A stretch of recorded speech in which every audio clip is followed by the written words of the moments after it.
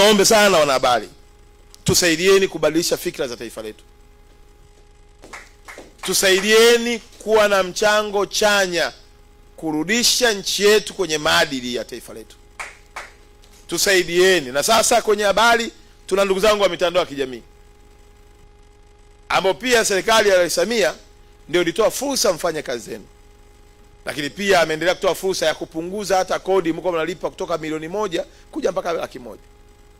Ametoa mpaka fursa ya kupunguza kutoka 500,000 kuja mpaka shilingi 50,000. Lengo lake Daktari Samia sio muwe wengi muitumie mitandao ya jamii kubomoa maadili ya taifa letu. Hapana. Lengo lake ni mpate kipato na ajira halali wakati mkishiriki katika ujenzi wa maadili ya nchi yetu. Wewe mwenyewe kabla ya kutafutwa na TCRA, kabla ya kuitwa na mamlaka, tafakari huu ujumbe nao nataka kuupeleka ninataka kuachieve nini?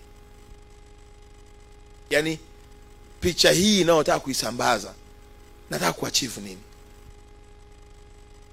Nimefika mahala nimesikia hata jana tume ya Chande pale watu wanatukana mpaka wazee wao. Kwa nini tukitofautiana kimawazo huo ugomvi? Kwanza kutofautiana kimawazo ndio ubora wenyewe wa taifa. Yaani mkiwa na mawazo tofauti, hapa tulivyovaa tu hivi tulivyovaa hapa, hii ni indicator nyingine ya kwamba hatuwazi pamoja.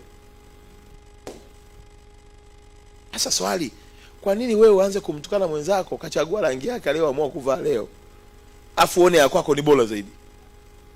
Sasa ichukue hiyo picha mpaka imefika hatua tunawavunjia heshima wazee wetu. Hivi nafikiri hawa viongozi, mimi nakaga nasema hivi, watu wanafikiri uongozi ni jambo rahisi?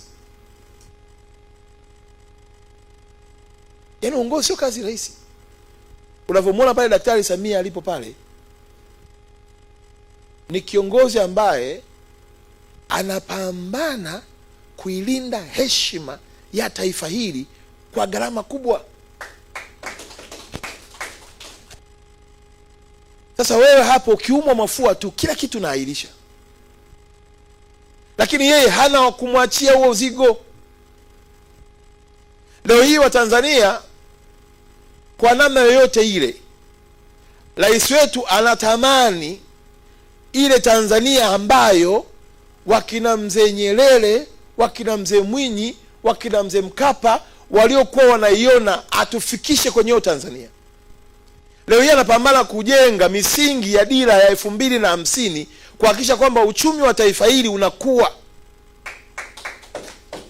Anapambana kuhakikisha kwamba taifa hili linatengeza fursa kwa kila kijana kujiajiri na kuajiriwa.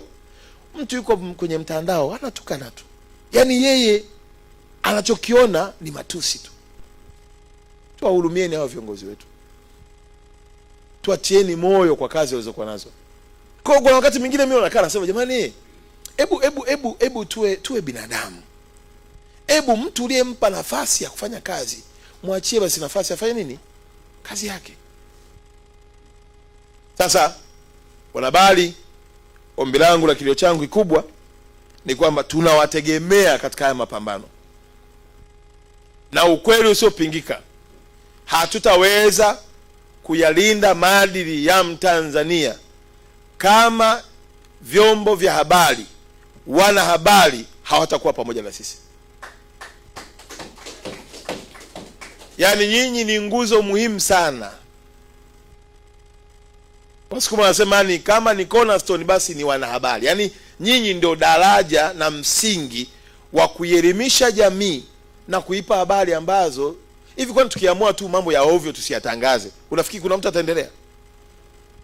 Yaani wewe unajua kabisa kwamba huyu kafanikiwa kwa uzinzi. Yaani huyu umaarufu wake kafanikiwa kwa uzinzi. Unamweka kuwa kioo cha jamii. Hivi unategemea watoto wetu atakuaje? Sababu mtoto kila akiwaza hivi imekuaje? Huyu akipewa, yani faili likifunguka hivi. Sasa mtoto mdogo wanakuwa inspired na watu wanaoona kwenye TV na kwenye mitandao ya kijamii. What kind of inspiration are we put on the mirror? Yani tunaweka kwenye kioo inspiration gani? Acha basi mtu afanikiwe kwa uzinzi, achana naye kule. Yani mtu ili umpeleke hewani, cross check basi faili yake. kwamba hivi huyu anavyojieleza hivi haya mafanikio yake ni kweli?